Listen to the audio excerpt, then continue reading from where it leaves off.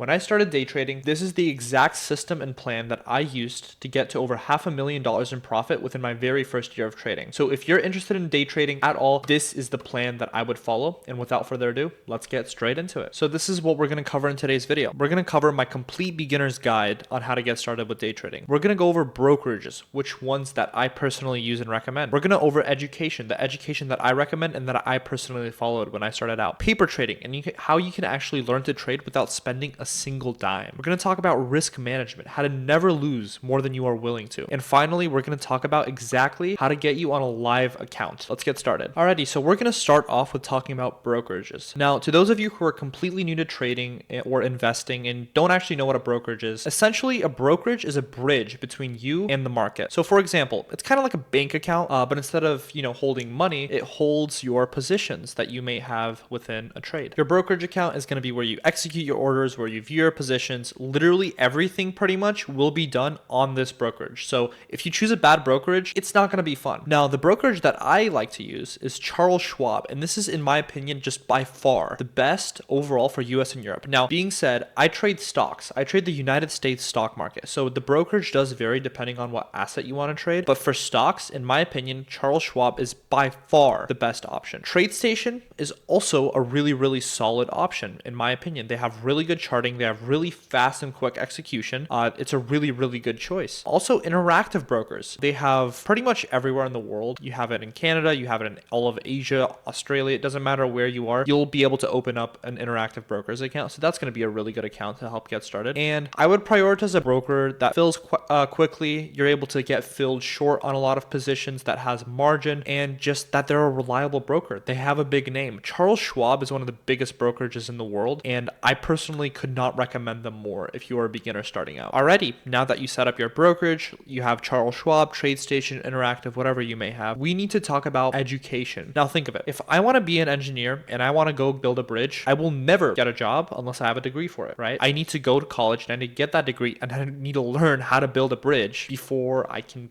go build a bridge. It is the same thing with day trading. If you do not have the basics down, if you do not understand setups, risk management, all of that type of stuff, you will never be successful as a day trader. So education is going to be one of the most important parts of your process, right? I would recommend focusing on risk management, and we'll talk about that briefly later just because I believe it is so crucial that it is mastered. We're going to talk about market structure, order flow basics, and trading psychology. All of that stuff is really important in a trading course. And what you want to avoid is you want to find groups that do not just have signals. You do not want groups that just say, hey, I'm going to buy this, I'm going to buy that, we're going to do X, Y, and Z. You actually want to understand what you're going to do, because the last thing you want to do is you want to be reliant on other people and their ability to make money, because it's a good chance that they actually don't, and they're just trying to take your money, right? So always prioritize education over just copying signals. Now, if you want, I have a free 10-hour course link in my bio right now. It's completely free. It takes 2 seconds to sign up, and it is going to cover all of these basics. This video is going to be a plan and a guide on how to get started. I'm not going to go too in depth into actual strategies, but if you want to know the strategies that I personally trade, completely free 10-hour course, no pressure at all. All right, perfect. Alrighty, now once you are educated, let's say you went and you watch the 10-hour course or whatever other course that you choose to watch, right? You feel comfortable starting to be able to place orders. I highly encourage you to use paper trading before risking any of your own money. Highly recommend. So for those of you who are new, paper trading is essentially a system that allows you to basically trade fake money. So you are not actually risking any of your own capital. This specific thing, paper trading, is what makes trading honestly so unique to any other business model or way to make money. If I want to start a drop shipping store or a business or literally anything else, I can't go out and start a fake simulation business. I can't buy fake product and sell fake product to fake people, I have to actually go out and invest money into it. If I want to learn how to trade, I can trade with fake money. I can trade real assets like gold, Nvidia, whatever I want to trade, right? I can use fake money to practice and to get good at it. You do not actually have to risk any of your own capital to get good at day trading. And that's why I love day trading so much. And what you want to do with paper trading is you want to find a platform, think Thinkorswim, for example. Thinkorswim, by the way, is Charles Schwab's like parent company. It's essentially the platform you execute everything on. Charles Schwab is like the bank that it routes through, if that makes any sense. But Thinkorswim is going to be my platform of choice when it comes to paper trading. But you can also do paper trading on any of these brokerages. And your goal is to build consistency before risking capital. I want you to be able to risk very small amounts and consistently see that day after day, you have an edge. Whatever you learned in this education, whether it be our course or anything else, that you have an edge, that you are consistently making money before trading your own money at all. And that is what is going to make you a good trader in general. I also want you to track your sessions and journal whatever trades that you do place. This is going to allow you to improve and find and fix your mistakes way faster than someone who isn't, right? And I want you to focus on execution, not just the number on your screen, right? It gets really demotivating if you just look at your P&L, because you could be doing a lot of things right, but there's very small tweaks that you can be able to make to get your profit from, maybe like nothing, or maybe you're losing a little money, to $400, $500, $700 a day, right? So I would focus, instead of purely looking at your P&L, on your actual execution. How are you improving? How are you following the education that you previously learned, if you learned it from a reputable source, right? So that would be my recommendation for paper trading. I would do at the very least 20 to 30 days of paper trading, at the very least. That's about a month. I did it for about 2 months before I started using real money, but I think, in my opinion, 20 to 30 days is like the bare minimum. Alrighty, so now we're going to talk about, in my opinion, the most important aspect of trading, which is risk management and just in general your expectations and psychology, right? Now, a lot of times you're going to go online and you're going to see these gurus, these social media people make thousands, tens of thousands, hundreds of thousands of dollars a day from their supercars, Lamborghinis, Bugattis, whatever. And a lot of people get the expectation that that's how much money you need to make to become a profitable day trader. You don't, straight up. Let me give you an example. Let's say that you want to make 6 figures a year. That's not a disgusting amount of money, but that's a really respectable salary, at least within the United States, right? A lot of people shoot for 6 figures a year. So there's going to be 265 days in a year. So we're going to take $100,000 and we're going to divide it by 265, right? That is how much money a day you need to be making in order to make $100,000 a year. So here, let me plug this in my calculator really quickly, and we're actually going to get $377 a day. That sounds way more reasonable, right? Than what a lot of these gurus are telling you need to be able to make. $377 does not seem that crazy a day. I make it. I make more than that, right? So here's the thing. A lot of people don't even want to make $100,000. A lot of people want to make way less than that to start, right? A lot of people are happy with $25,000 or $50,000 extra. Imagine the things you could do with $50,000. You could buy a new car, pay off your car, help your mortgage, student loans, so many different things, right? I mean, your imagination is going to be the limit here. But in order to make $50,000 a year, right? I need to make half of that, half of 377, right? That's like 185 or something, like around this number. That seems pretty reasonable. So I just want to kind of give you that expectation that, hey, trading is not going to be thousands and thousands of dollars a day necessarily. Maybe it's going to be a few hundred a day, but that is more than enough to lead a very comfortable life and have a very consistent income. Alrighty, one last thing before I actually go over the logistics of risk management. I want you to just acknowledge that day trading is inherently going to involve risk and going to involve losses. And I want to bring up the point that if you are not a very disciplined person, trading is going to be really difficult. I have had the privilege of watching and helping coach dozens of people along their way, right? And I have observed that people who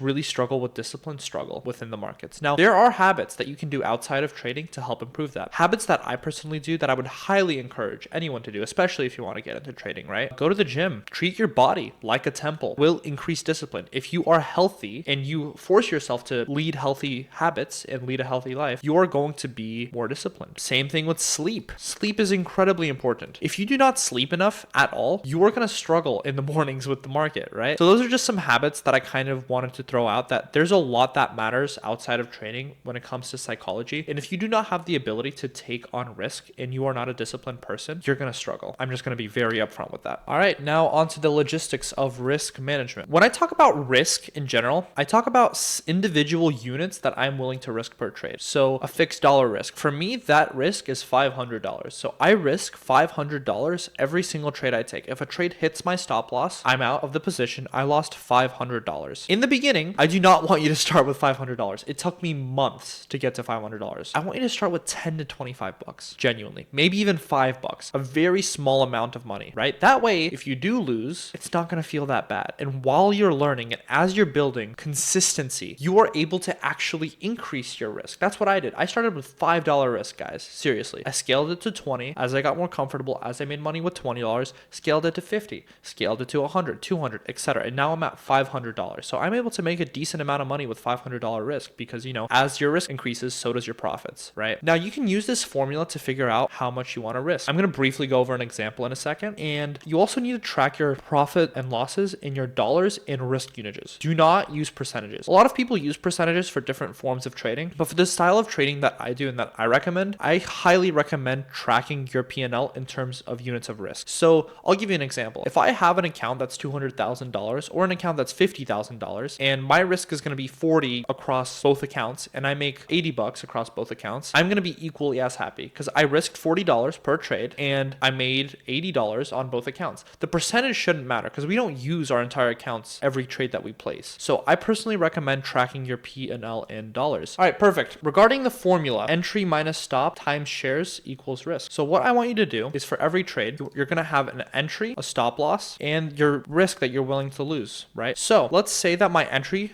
into a stock is going to be $1, right? And my stop loss is going to be 90 cents. So $1 minus 90 cents, that is going to be 10 cents. Let's say that I am risking 50 bucks. I'm going to take 50, I'm going to divide it by 10 cents, and that is going to get me to 500 shares. So I am able to get into that position with 500 shares. That's a very brief example, but if you use this formula, you're kind of going to get an idea of what risk management is. And this is taught way more in depth in the 10-hour course as well. So make sure to check that out. And finally, you did everything. You know your brokerage. You mastered your brokerage. You got the education. You watched the 10-hour course. You thought it was amazing because it is. You started paper trading. You're doing really well. You're risking $10 to $25 worth of paper trading. You're making money. You're scaling your risk to 40, 50, 100 bucks. Ladies and gentlemen, you are ready to live trade on with your own money. Now, that being said, go live gradually. A lot of people get really good results paper trading because paper trading inherently is easier. You're not risking your own capital. It doesn't feel real. So when you do go live, go back down to $5, $10, $25 trades, micro size real trades. And once again, start building back up, but this time with real money because you're going to feel it. It is psychologically a lot harder on you. Maintain the same exact dollar risk discipline. Everything that you learned should be executed exactly the same as it was on paper trading. The risk, everything should be exactly the same. I want you to still journal, review, identify your mistakes, figure out, hey, when I get emotional, what should I do? For me, if I have a losing trade, genuinely, if I have a losing trade, I go out and I take a quick 3, 4, 5 minute break just around the apartment. I go, I don't know, I just take a second because I know that if I'm going to be upset at the charts, I'm going to be upset at myself, I'm more likely to FOMO into a trade and I'm more likely to lose money. So I do that. If I have a pretty bad losing trade that I'm not happy with, I just take a second of a break. So stuff like that. Scale exposure only after stable returns. Same exact principle as risk management in paper trading. As you keep gaining confidence and as you keep gaining consistency, then you can scale your returns. And done. That's pretty much it. This is the exact guide that I followed when I first started trading. I went out, I found a brokerage, I started using Charles Schwab, I did my education, I did the exact 10-hour free course that I'm recommending you guys do. This is not my course. I did not build this. This is the course that I followed. I did paper trading. I paper traded for 2 months. I saw consistency and I fixed it or I scaled it by the risk management system that I taught today. And I did the exact same thing on a live account. And ladies and gentlemen, that's it. At this point, it's completely on you to execute it. If you found this video to be helpful, make sure to like, save, comment, and subscribe.